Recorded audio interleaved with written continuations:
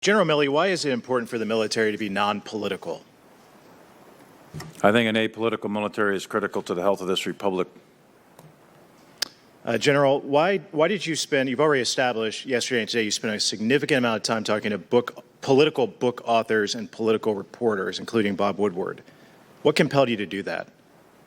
I believe that part of my job is to communicate to the media what we do as a government, what we do as a military to explain to the people. And so I do interviews regularly with print media, books, documentaries, videos on TV, TV interviews.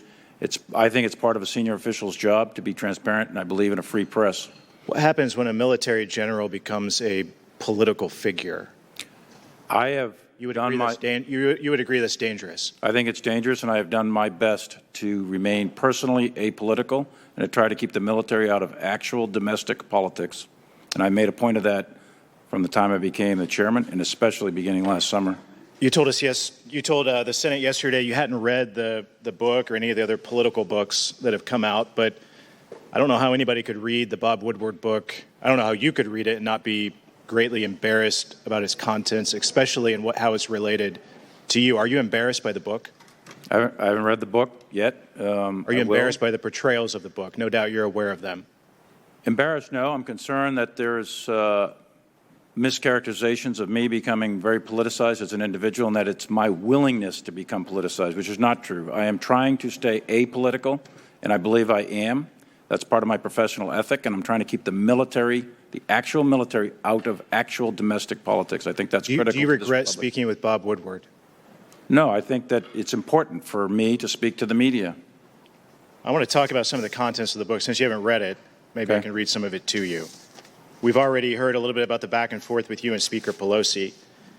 But in that conversation, you said in a phone call with Speaker Pelosi, she said, quote, "Republicans are enablers of President Trump's behavior. You know he's crazy. He's been crazy for a long time." You replied, "I agree with you on everything." That was repeated 3 times in the prologue of the book Peril, that you told Speaker Pelosi that you agree with her on everything. Is that an accurate portrayal of your recounting to Bob Woodward about those conversations? Not exactly, no. I think that, so in fact, I know what Woodward is wrong. Is that portrayal wrong? In fact, I know what I said, which was, Madam Speaker, I am not qualified to determine the mental health or assess the mental health of this president or any president. Did you tell the Speaker that you agreed with her on everything? And what I was referring to when I said that was I agree that we need to have the processes and procedures in place to make sure that we don't have an accidental or illegal or unauthorized use of nuclear weapons. And I do agree with that. And we do have those procedures.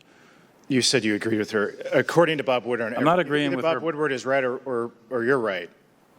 I am not agreeing with her assessment of the president, nor the book also goes on in talking about the January 6th riot. It says that you told Bob Woodward that you wrote in a list in your notebook of groups that you personally believed were responsible for the attack and that you associated with it. Quote, and you call these groups, quote, domestic terrorist or this domestic terrorism. That list included in your notebook, according to Bob Woodward and from your conversations with him, Nazis and Oath Keepers, but it also included 2 conservative media outlets that you listed in your notebook, including the Epoch Times, which, by the way, is a news outlet that was founded by critics of the Chinese Communist Party, and Newsmax, which is the 2nd most watched conservative media outlet in the country today. Do your notes about January 6th reference both Epoch Times and Newsmax as on a list of domestic terrorists? I'm not recalling this conversation at all. It's in the book. It may be in the book. I haven't read the book. I'm not recalling a conversation about Newsmax, Epoch Times. Do you have a notebook that lists Newsmax and Epoch Times as domestic terrorists as recounted by the Bob Woodward book Peril?